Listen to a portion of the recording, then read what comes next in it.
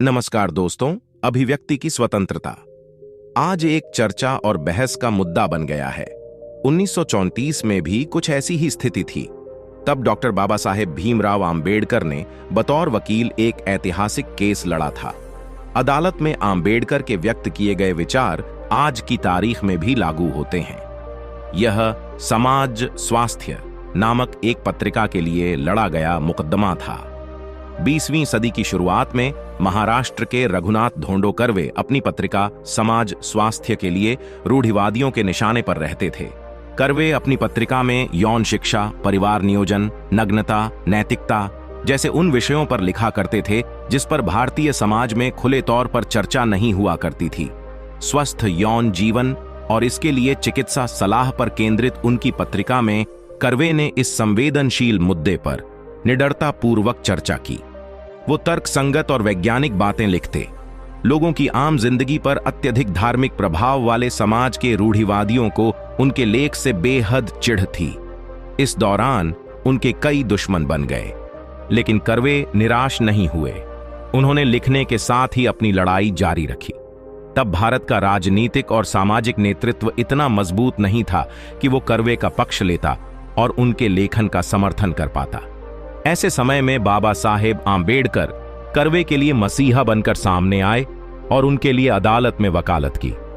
यह भारत के सामाजिक सुधारों के इतिहास में सबसे महत्वपूर्ण कानूनी लड़ाई में से एक है जो अभिव्यक्ति की स्वतंत्रता के लिए लड़ा गया। 1931 में कर्वे को पहली बार पुणे में रूढ़िवादी समूह ने उनके एक लेख व्यभिचार के प्रश्न के लिए उन्हें अदालत में घसीटा। उन्हें गिरफ्तार किया गया और दोषी ठहराए जाने के बाद 100 रुपये जुर्माना भी लगाया गया। जब कर्वे ने उच्च न्यायालय में अपील की तो मामले की सुनवाई जज इंद्रप्रस्थ मेहता के सामने हुई और उनकी अपील खारिज कर दी गई। 3 साल के भीतर ही फरवरी 1934 में कर्वे दोबारा गिरफ्तार किए गए। इस बार समाज स्वास्थ्य के गुजराती संस्करण में पाठकों द्वारा निजी यौन जीवन के बारे में सवाल के जवाब रूढ़िवादियों को अच्छा नहीं लगा। प्रश्न हस्तमैथुन और समलैंगिकता के विषय में थे, जिसका कर्वे ने खुलकर उत्तर दिया था। तब समाज में इस तरह की बातें करना अश्लील और हानि पहुंचाने वाला माना जाता था। लेकिन इस बार कर्वे अकेले नहीं थे। तब मुंबई के एक सधे हुए वकील बैरिस्टर BR आम्बेडकर उच्च न्यायालय में उनके लिए लड़ने को तैयार थे। तब तक महाड़ और नासिक सत्याग्रह के बाद आम्बेडकर वंचितों के लिए लड़ने वाले राष्ट्रीय नेता के रूप में स्थापित हो चुके थे। वो लंदन में गोलमेज सम्मेलन में आरक्षण की मांग और महात्मा गांधी के साथ प्रसिद्ध पुणे समझौता कर चुके थे। आम्बेडकर ने कर्वे का केस क्यों लिया? आम्बेडकर अपने राजनीतिक और सामाजिक मिशन में पूरी तरह व्यस्त थे, फिर भी उन्होंने कर्वे का केस क्यों लिया? और वो भी उस मसले पर जिसका समाज में अस्तित्व नहीं था और जिस पर तीखी प्रतिक्रिया का मिलना तो तय था। आखिर उन्हें कर्वे का मामला अपने हाथ में लेने की जरूरत क्यों महसूस हुई?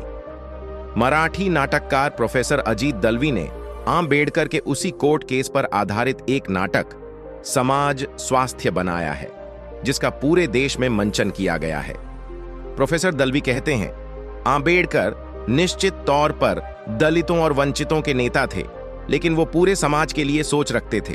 सभी वर्गों से बना आधुनिक समाज उनका सपना था और वो उसी दिशा में आगे बढ़ रहे थे। भीमराव आम्बेडकर के पोते प्रकाश आम्बेडकर कहते हैं, उन्होंने 1937 में मनुस्मृति क्यों जलाई? क्योंकि उनका मानना था कि ऐसा साहित्य व्यक्तिगत आजादी को दबा देता है। इसलिए जहां भी व्यक्तिगत आजादी के लिए संघर्ष चला, बाबा साहेब भीमराव आम्बेडकर उसके पीछे खड़े हुए। वो कहते हैं कि समाज स्वास्थ्य के मामले में हम देख सकते हैं कि यहाँ कट्टरपंथी ब्राह्मणवाद व्यक्तिगत स्वतंत्रता और अभिव्यक्ति के खिलाफ खड़ा था, इसलिए उन्होंने इस केस को लिया। आम्बेडकर ने अपनी पूरी पढ़ाई और शोध यूरोप और अमेरिका में किया, इसलिए वो भारत में उदारवादी परंपराओं के साथ ही आधुनिक पश्चिमी उदारवादी विचारों से भी प्रभावित हुए।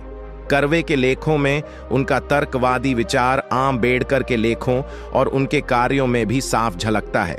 इसलिए जिस विषय पर बड़े से बड़े नेता बोलने में हिचकते, आम्बेडकर ने इसे आसानी से अपने हाथों में ले लिया। दोस्तों, आज के वीडियो में बस इतना ही। फिर मिलते हैं इसी के एपिसोड अगली वीडियो में। तब तक के लिए जय भीम।